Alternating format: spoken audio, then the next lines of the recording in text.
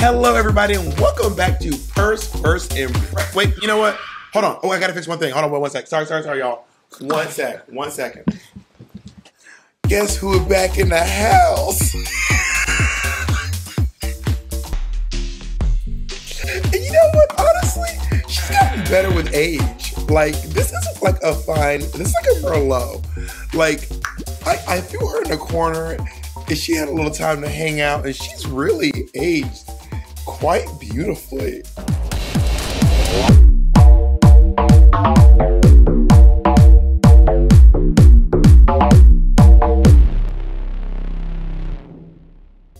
Heidi, now, No. This wig was very controversial last week. Are you going to be on the right side of history? What do you think of this iconic wig, which could end up being the official wig of First Impressions? You know, in life, we make choices, and this wig right here is a choice. I don't think it's a choice I personally would make, but it's... What would Nicki Minaj say about this wig? No, I'm kidding. She would say, I hate your wig. Now, I told you all that if I got to 400,000 subscribers, I would get rid of this wig. Now, I realized that what the best thing to do is, if I reach 400K subscribers, I'm going to mail this wig to James Mansfield. I've not asked her permission yet. I'm going to mail this wig to James Mansfield and see if she wants to have a stab at this wig. You all got me I think I got like almost 40,000 subscribers last time at the threat of wearing this wig again. But as a woman of my word, she's back. Honestly, it looks even better this time. So now that I've fixed my hair, I would love to introduce my very special guest, looking absolutely beautiful today. She is an absolute fan favorite from RuPaul's Drag Race. She is the country flippin' whistle queen, Miss Heidi N Closet.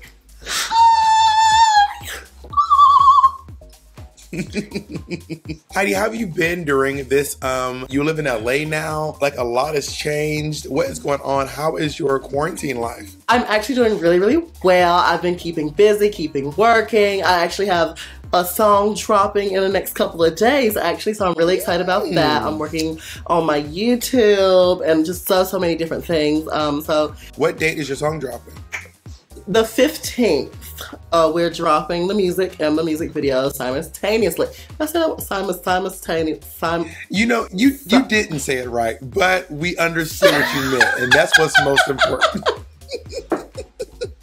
At the same time, let me tell you. I've been casting The Color Purple, the drag version of Color Purple, and you're in it. Well, so far I've cast Latrice as Miss Sophia. I am Miss Seeley. You are going to be Squeak. Shea Coulee is Sugar Avery, and Monet is Mister.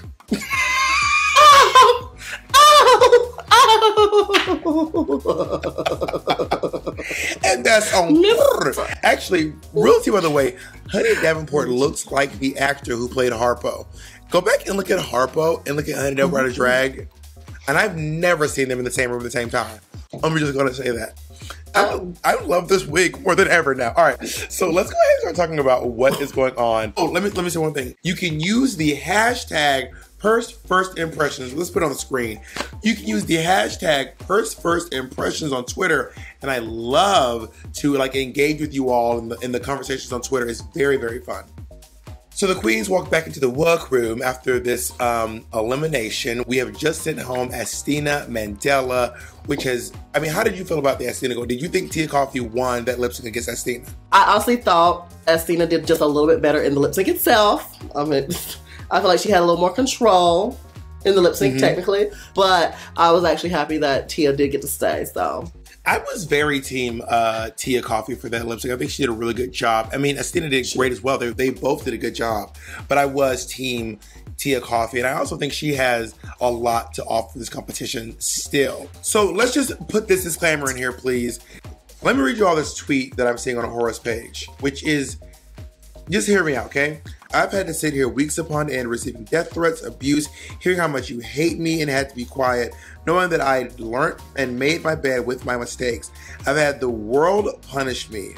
and to now know, never judge a book by its cover. Please be kind. Like, it is kind of wild to me that people are like, this Candy's getting this, Ahora's getting this. I mean, it is one thing to like say your opinion about something, but like death threats of violence, that is, in my opinion, way too much over the line, and also illegal. That's not an opinion. That's my opinion. It is illegal to send someone death threats. So somebody about to start getting. I'm gonna start, baby. The suing's about to start happening. You about to lose your job. You about to lose your job. Get this dance. You about to lose your job because you are detaining me for nothing. No, but seriously, guys, do not send hate to these people.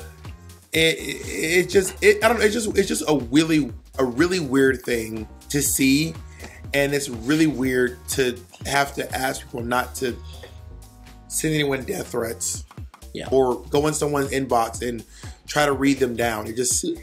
It's a really weird part of the culture of Drag Race, in my opinion.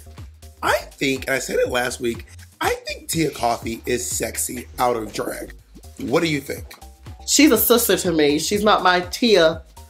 Cup of tea for that. I'm not saying she's ugly at all. Like, she is an attractive male, but she's just not my cup of tea. But I see her as a sister. What is your cup of tea? What are you into? What's your thing? I love, love, love, love, love, love, love, love,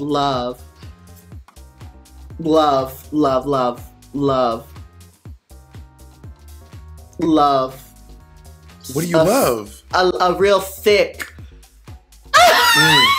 accent. I don't know. I love a thick accent. Yeah, stop being nasty, Bob. Stop being nasty. I do actually find a thick accent very charming.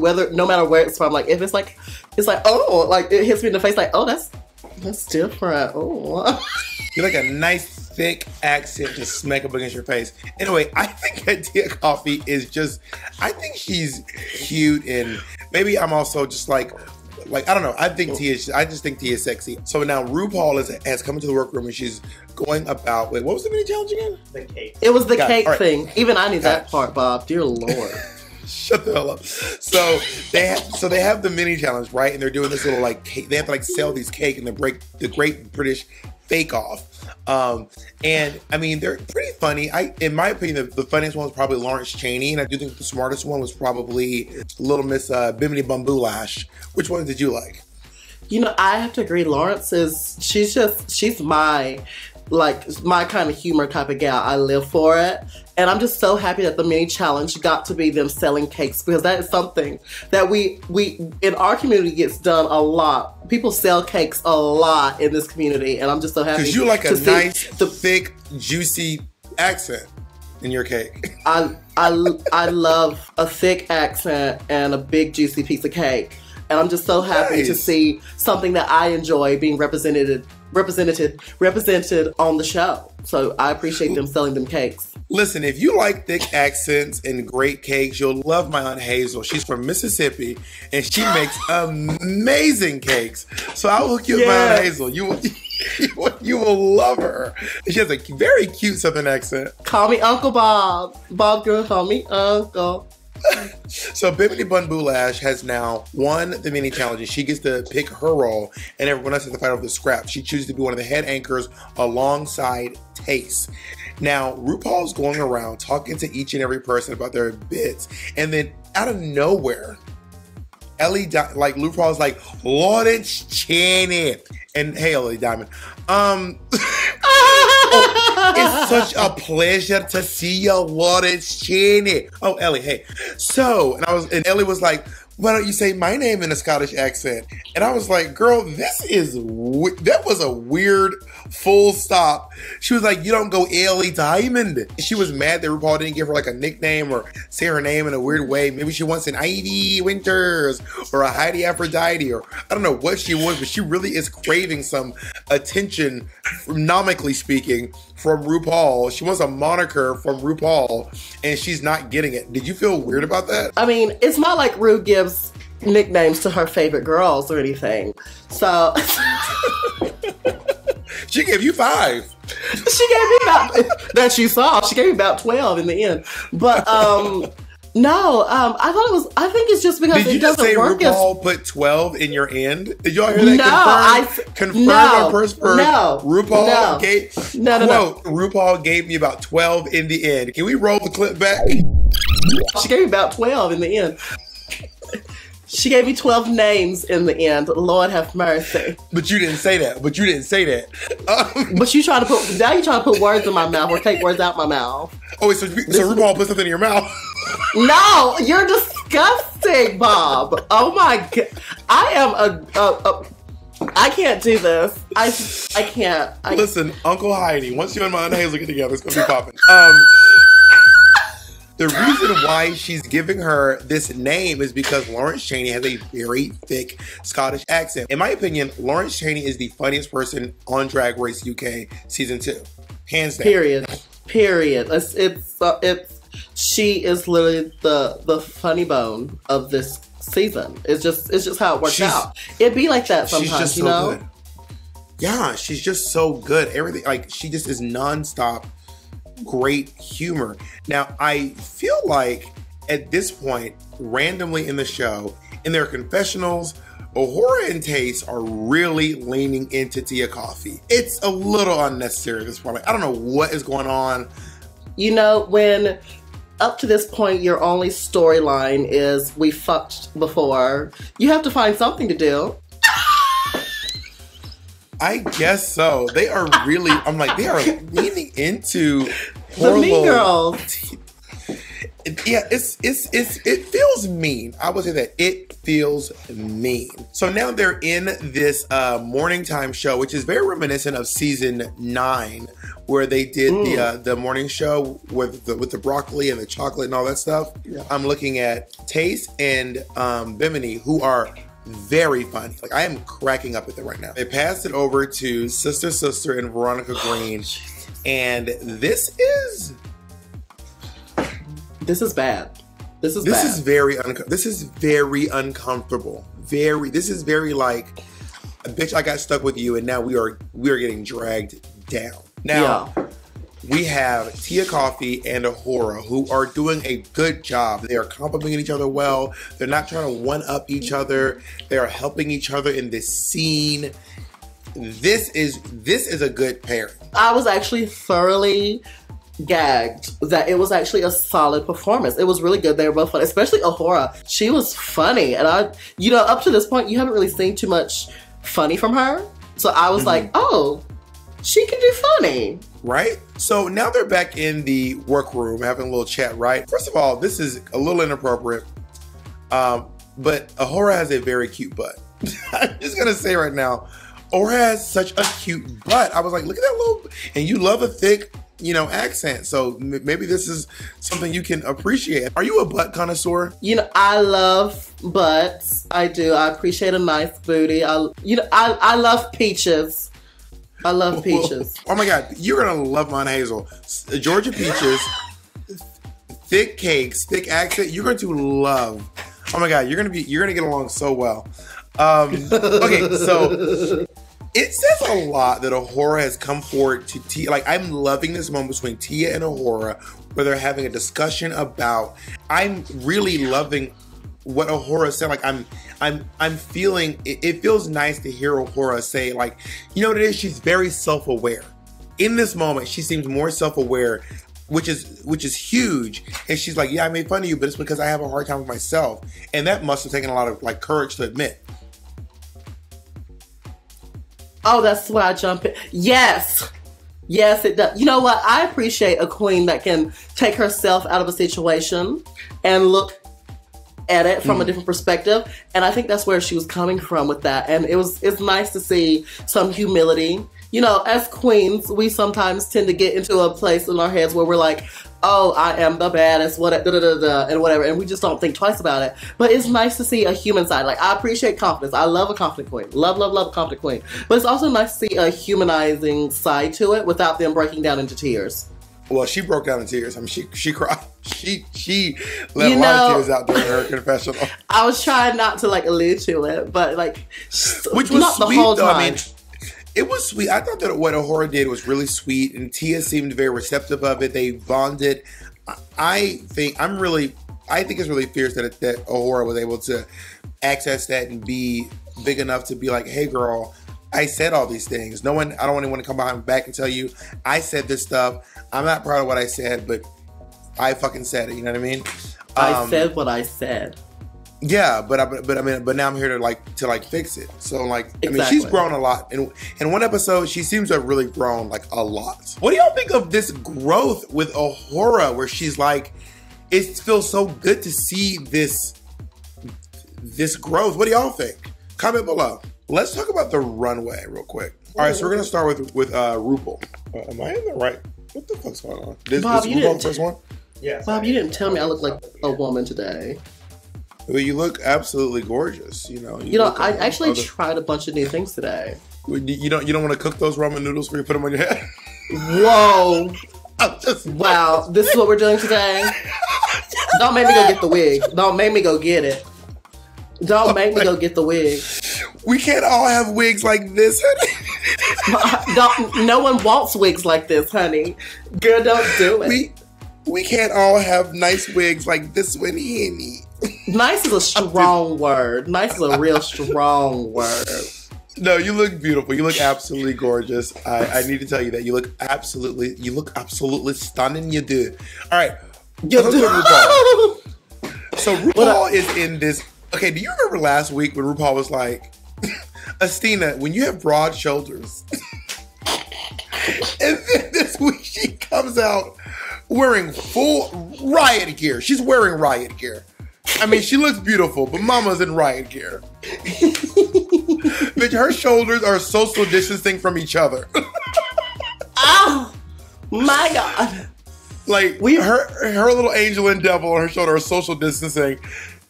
But she looks stunning. And Mama Ru loves a hooker shoe. Loves a hooker shoe. Don't we all? So the runway category is monster mashup. They're doing two or more monster looks rolled into one.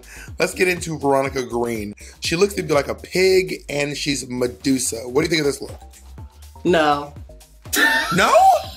You don't like, what do you not like about it? From the neck up, she is a winner, but from the neck down, it's a dress off the rack. No. No, this is a drag queen staple. The one arm, one sleeve into a glove, slit gown. But wait. They commented on the next girl, Sister's outfit, and said, we've seen mummies done to death. We've seen this fabric and this cut done to death as well. So no. That is true. The dress is not particularly innovative, but I do think that she looks nice.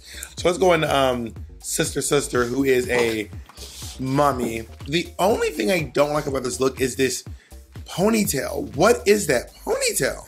I have to agree. I liked it except for the ponytail. I wish there had been a little more fur, so it would have really drove home the werewolf vibe. So let's talk about Bimini Bun Boulash. I get that she's a devil, but is her other monster like a sex kitten? Mama didn't understand the full assignment. Is a Playboy bunny a monster? No, it's something you dress up as Halloween though, but I wouldn't have considered it a monster, and everything else was so it was supposed to be a monster, so I didn't get the reference of that part of it. I mean, that being said, she does look great. Oh, amazing. Now when we're talking about taste, first of all, it just goes without saying she's gorgeous. She really is absolutely beautiful. I do think that there's not enough vampire in this. It's just the teeth. She's clearly the Bride of Frankenstein, but the vampire to me was too small. I have to agree. She looked stunning. The hair was lovely. The face is always on point. The outfit itself was beautiful and well made. I didn't really get the vampire of it all as well until she started. She was spitting out blood a little bit though, right? Yeah, but she's been covered in blood. That's her thing now. But she's already done that. She's repeating it. At this point, having blood is her thing. So I'm looking at Jenny Lemon, I think she's a witch and a toxic waste monster. I think. Then where was the hat? Lauren I don't judge runways. Well, that is the assignment today. Lauren Chaney looks amazing. This look is so good. I love the fact that she's wearing the lab coat, but wearing the skin suit on top of it. Lawrence is a very clever queen. She's a look queen. She's funny. She's smart. She's great at makeup. Like, I will be so shocked if and I know the fans are mad. They're like, Bob, please don't say this. I will be so shocked if Lawrence does not win RuPaul's Drag Race UK season 2. I'll be shook. I'll be shocked if she doesn't make the finals. Like, if she doesn't make the finals somehow, I'll be like, goop gay, and I probably won't watch anymore. But well, the season will be done by that point. So I think right. I'll be like, yeah, I'm not watching anymore. But there's maybe like one more episode left or something.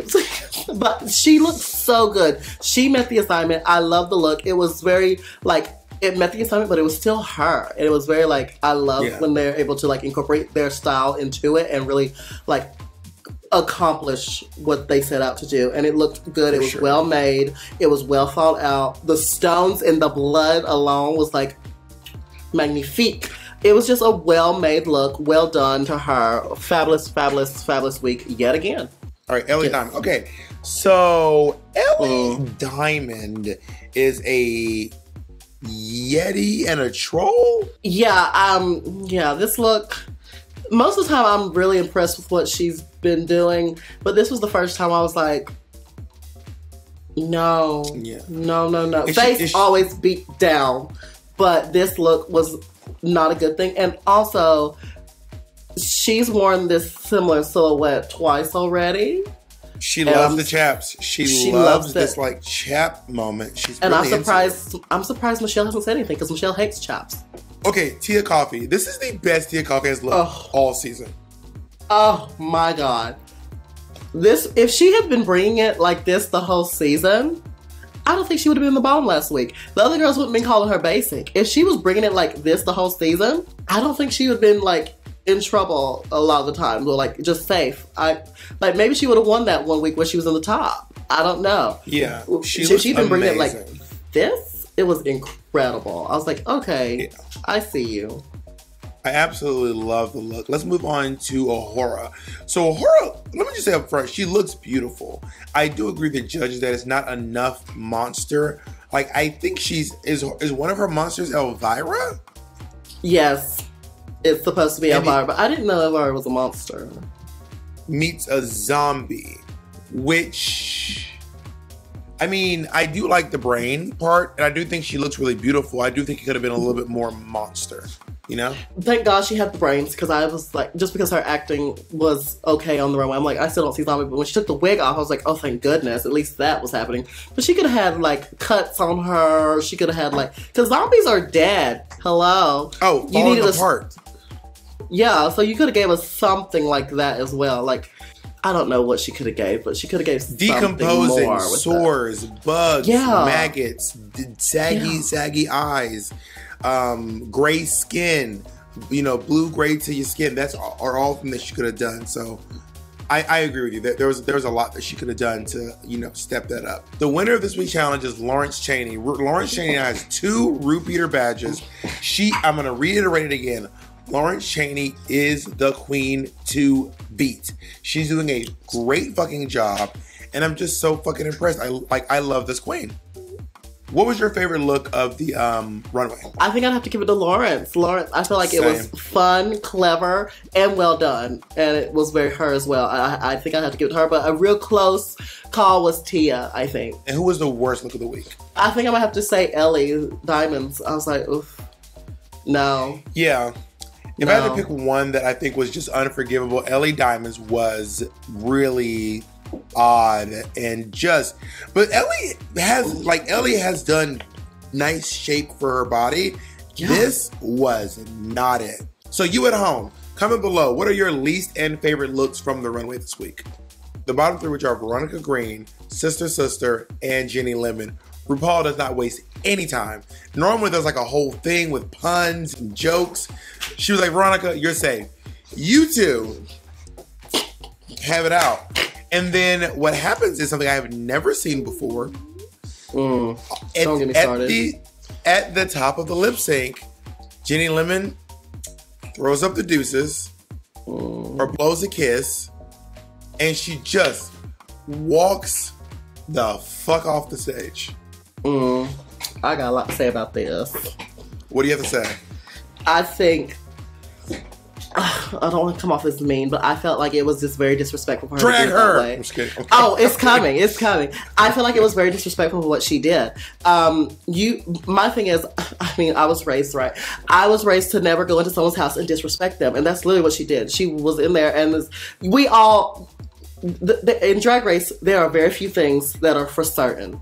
But one thing that is for certain is that if you fuck up and end up in the bottom, you lip sync. And being someone who lip synced 4 times on their season, mind you, did I agree with me being in the bottom each time? No. But I lip synced every time. And the fact that she was her first time in the bottom. Whoa, baby, whoa. When did you not agree? Because this is the tea we're looking for, honey. When were you unjustly put in the bottom? I'm not giving no behind the scenes things. But we're just gonna say there was 1 or 2 times I do not agree with being in the bottom. I feel like, and then also she gave up that excuse that was her saying she was going up against her best friend. I went out of all my lip syncs. I was close to all the girls I had lip sync against. Nikki, Britta, Jackie, Jada. I was close with all of them. And guess what? I lip synced against them all, sent 2 of them home, tied with 1, and got sent home by the other. So for her to sit there and make that excuse, I don't buy it. No. You come there, you do the job, and then it could be the fibromyalgia, whatever. Girl, you released in comfortable shoes. You could have performed. You didn't have to, it was a song you didn't have to like break your neck to. You could have walked around and been sickening, and you were already in a gown. But yeah, I just felt like it was very disrespectful for her to do that. Like, it's just not right. Like, girl, no. And then like she was like, I'm gonna do what I've always done, do whatever the fuck I want, or whatever, how she said it. I'm like, I think she said, I'm going to be punk rock, which is what I've always done. I'll tell you this right now. If I was on RuPaul's Drag Race lip syncing, I would send my grandma home. Okay? And she is old, diabetic, and been dead for 25 years. I don't give a fuck. I am sending you home. I am here to win this competition. I will do everything in my power to send you home. Thank you. One of my favorite quotes from the season was from Tia Coffee during this performance. We're just watching Sister perform, where she goes, whipping the thinnest ponytail of all time.